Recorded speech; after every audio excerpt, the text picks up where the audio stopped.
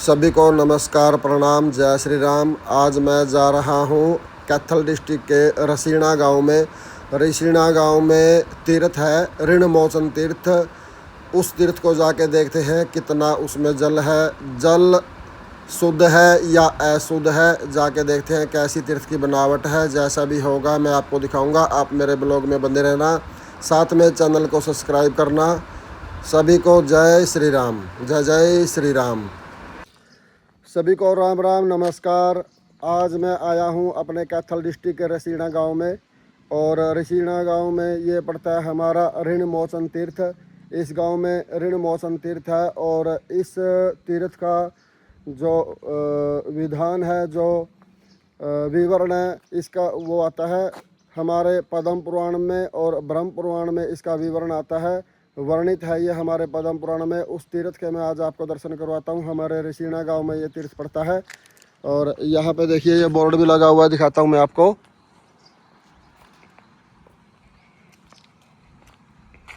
ये देखिए गांव रसीना ऋण मोचन तीर्थ। इस गांव में ऋण मोचन तीर्थ पड़ता है और इसी तीर्थ के मैं आज आपको दर्शन करवाता हूँ। यहाँ पे ये काफ़ी जंगल जैसा बना हुआ है और इस तीर्थ की रेख देख मैं ये कह सकता हूँ कि बिल्कुल भी नहीं है। तीर्थ के नाम पे सिर्फ थोड़ी जगह बची हुई है, परंतु तीर्थ में कोई साफ़ सफाई नहीं है, कोई जल नहीं है। और ये देख के मुझको बड़ा बुरा लगा कि हमारे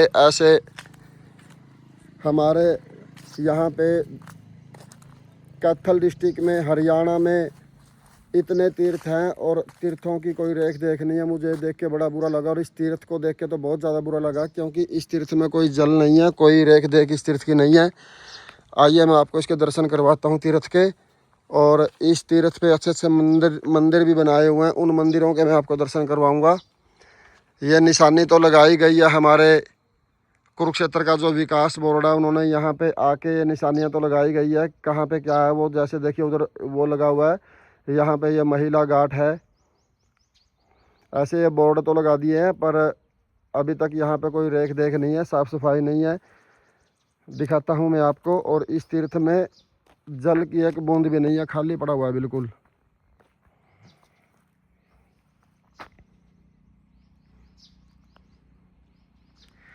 तीर्थ की जगह तो बहुत है, पर तीर्थ की रेख देख नहीं है। मैं अनुरोध करूँगा रसीना गांव के वासियों से भी, हमारे कुरुक्षेत्र के विकास बोर्ड से भी, हमारी गवर्नमेंट से भी मैं अनुरोध करूँगा, प्रार्थना करूँगा कि हमारे जो धार्मिक स्थल है, धार्मिक तीर्थ है, इनकी और थोड़ा ध्यान दें। देखिए कितना गंदा हो गया है ये ऋण मोचन तीर्थ।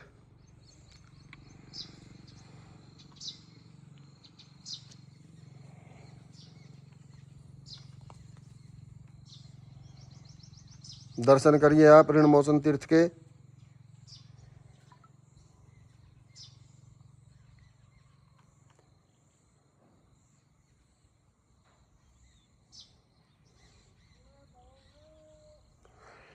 और इस तीर्थ के बारे में मैं आपको बताता हूँ थोड़ा सा।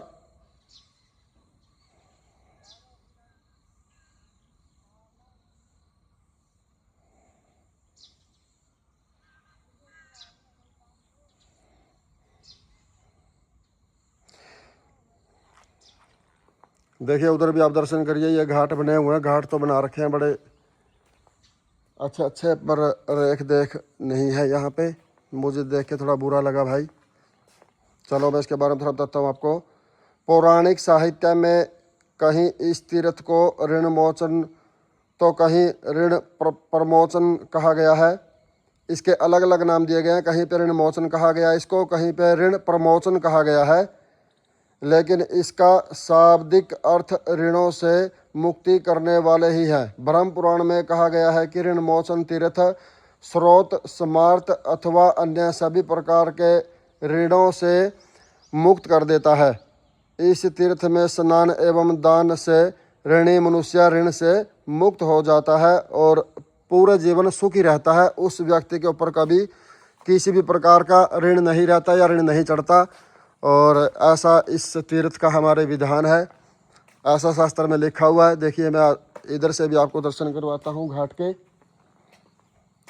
पर इसकी दुर्दशा हो रखी है काफ़ी, मेरे को देख के अच्छा नहीं लगा। ये देखो क्या हाल हो गया है, काफ़ी गंदगी है इसके अंदर, घास उगाई है, पेड़ पौधे उगाए हैं।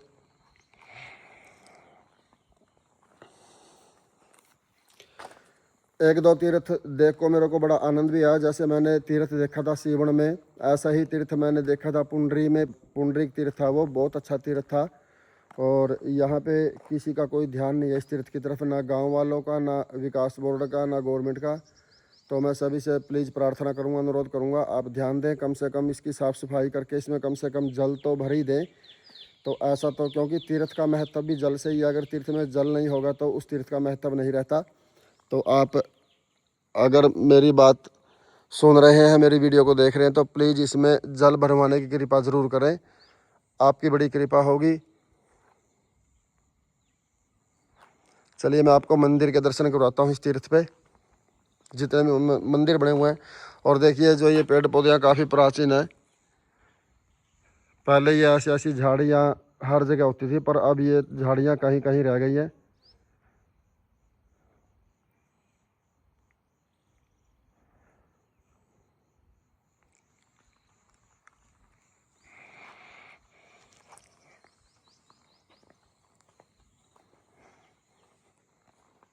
यहाँ पे देखिए पीने का पानी है, यहाँ पानी पी सकते हो आप, स्वस्थ पानी है बिल्कुल। और ये बहुत ज़्यादा प्राचीन कुआँ है यहाँ पे। यहाँ पे एक बुज़ुर्ग मेरे को मिले थे, उन्होंने मेरे को बताया ये कुआँ जिस दिन से यहाँ पे ये तीर्थ है उसी दिन से ये प्राचीन कुआँ भी है। और इस कुएँ की गहराई बहुत है, बहुत गहरा कुआँ है ये। आइए मैं इस कुएँ को अंदर से दिखाता हूँ, उसकी कितनी गहराई है। आप दर्शन करो प्राचीन कुएँ के।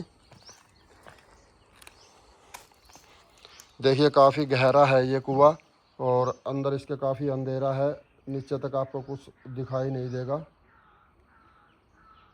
बहुत गहरा कुआँ है।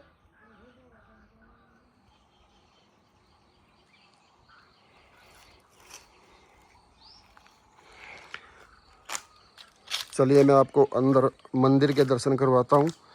बाबा भोलेनाथ जी का मंदिर है ये।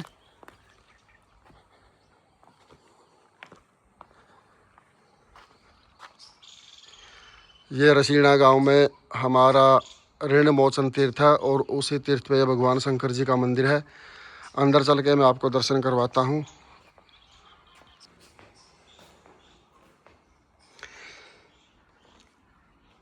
साधु रहते हैं यहाँ पे, तब मतलब ऋषि मुनि, स्टार्टिंग में यहाँ पे ऋषि मुनि रहते थे, जो हमारे ऋषि मुनि होते थे।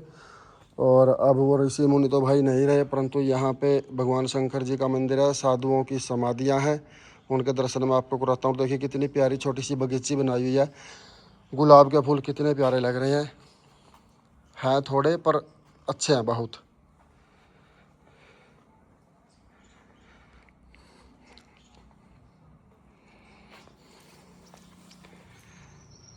आप दर्शन करिए।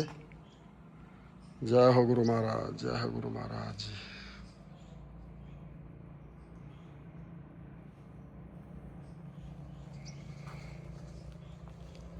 ये यहाँ पे साधु की समाधि है, साधु जी की, बाबा जी की समाधि है। समाधि के आप दर्शन करिए।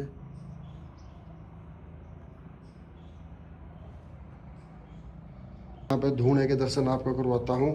धूणा आपको संतों के मंदिर में, संतों के डेरे में आपको धूणा ज़रूर मिलेगा, और ये भी जागृत धूणा है, अग्नि इसमें है अभी भी। धूणे के दर्शन करिए आप।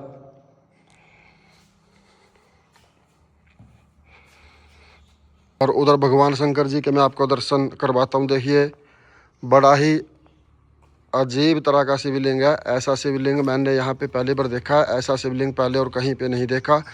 और ये देखने से ही लग रहा है कि काफ़ी प्राचीन। आप दर्शन करिए बाबा भोलेनाथ जी के।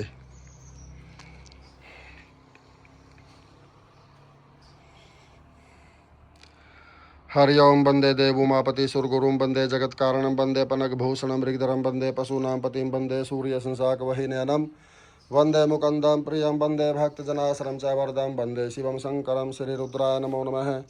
इस शिवलिंग की मैंने ये विशेषता देखी है, कैसे ऊपर उठा के स्थापना की हुई है इसकी। आप देखिए दर्शन करिए। और काफ़ी प्राचीन शिवलिंग है ये, काफ़ी प्राचीन। भोलेनाथ जी की प्रतिमा के दर्शन भी आप करिए।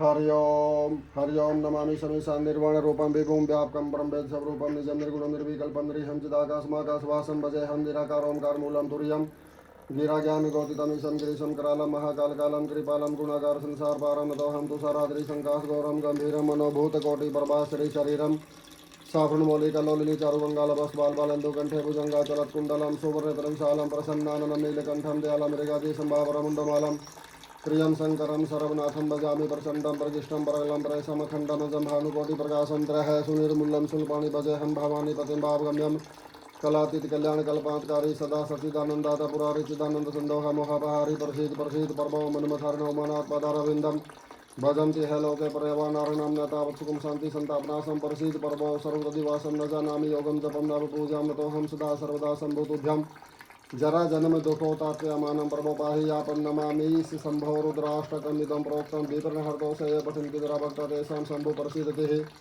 हरि ओं नमो भगवते रुद्राय नमः हरि ओं नमो भगवते रुद्राय नमः हरि ओं नमो भगवते रुद्राय नमो नमः। जय बाबा भोलेनाथ, जय जय महादेव, जय जय महादेव, जय जय महादेव। शिव शंभो शिव शंभो शिव शंभो शिव शंभो। कृपा बनाए रखना मेरे महादेव। दर्शन करें आप बाबा भोलेनाथ जी के। और यहाँ पे देखिए कितनी अच्छी बात है, बिल्कुल शांति है यहाँ पे। अगर आप यहाँ पे बैठ के भजन करोगे परमात्मा का, किसी भी रूप में किसी भी मंत्र का जाप करोगे, तो यहाँ पे आपको एक अलग ही एनर्जी महसूस होगी जो कि बहुत ज़्यादा पॉजिटिव है। इस मंदिर में बहुत पॉजिटिव एनर्जी है भाई। आप यहाँ पे आके भजन पूजा पाठ कर सकते हो। जय जय महादेव। अंदर भगवान कृष्ण और राधा जी की प्रतिमा है, उनके दर्शन मैं करवाता हूँ आपको। दर्शन करिए। मुरली मनोहर भगवान जी के, राधा रानी के दर्शन करें आप। हरि ओम कस्तूरी तिलकम ललाट पटले वक्षस्थले कौस्तुभम नासाग्रे वरमौक्तिकं करतले वेणुकरे कंकणम सर्वांगे हरिचंदनम सुललितं कंठे च मुक्तावली गोपस्त्री परिवेष्टितो विजयते गोपाल चूड़ामणि श्रीवासुदेवाय नमः। राधा रानीभ्यो नमो नमः। ये इस गांव के भक्त हैं जो यहाँ पे कावड़ लेकर आते हैं और इसी मंदिर में कावड़ ये चढ़ाते हैं। परमात्मा इन भक्तों के ऊपर हमेशा अपनी कृपा बनाए रखे और ये हर साल यहाँ पे कावड़ लेके आए। मैं प्रार्थना करूँगा परमात्मा बाबा भोलेनाथ जी से। ये सभी रसीना गांव के यहाँ भक्त। सुंदर सुंदर पेड़ लगाए हुए हैं यहाँ पे, देखिए कितने प्यारे लग रहे हैं छोटे छोटे पेड़।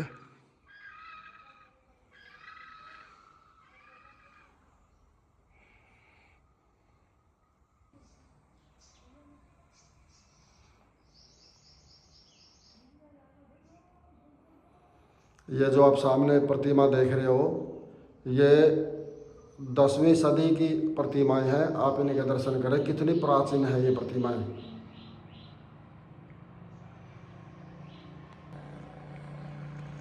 और ये इस तीर्थ के बारे में यहाँ पे लिखा हुआ है, आप पढ़ सकते हैं। इसका पूरा का पूरा विवरण दिया हुआ है, इसके बारे में आप ये पढ़ सकते हैं, जानकारी ले सकते हैं। यह जो आप मंदिर देख रहे हो ये भी ऋणमोचन तीर्थ पे ही बना हुआ है। अंदर से मैं दर्शन करवाता हूँ आपको, अगर ये मंदिर खुला मिला। चलो चलते हैं अंदर। देखिए ये भी मंदिर इस तीर्थ पे ही बना हुआ है और यहाँ पे लोग लगा हुआ है क्योंकि मैं थोड़ा लेट हो गया आने से। और आप बाहर से ही दर्शन करिए, मंदिर के शिखर के दर्शन आप कर लीजिए, क्योंकि अगर आप शिखर के दर्शन कर लेते हो तो उस देवता के भी दर्शन आपके हो जाते हैं जिस देवता का यह मंदिर बना हुआ है।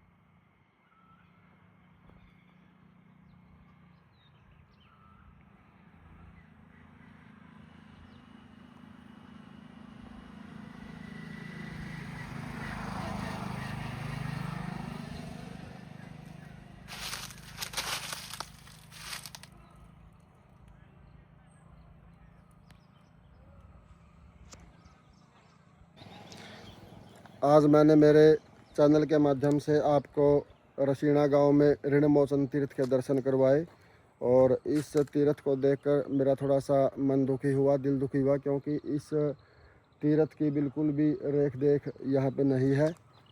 और इस तीर्थ में जल भी नहीं भरा हुआ, ये तीर्थ बिल्कुल खाली है।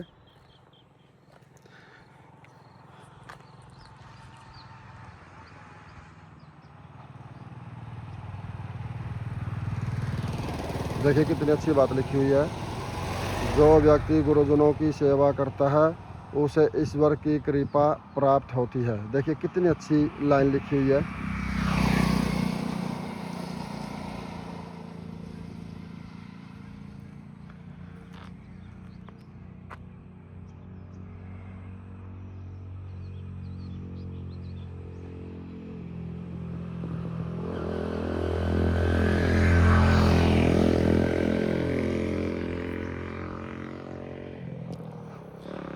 मैं मेरे इस ब्लॉग को यहीं पे एंड करता हूँ। आप मेरे चैनल को सब्सक्राइब करें, कमेंट करें, शेयर करें, लाइक करें। सभी को जय श्री राम, जय जय श्री राम।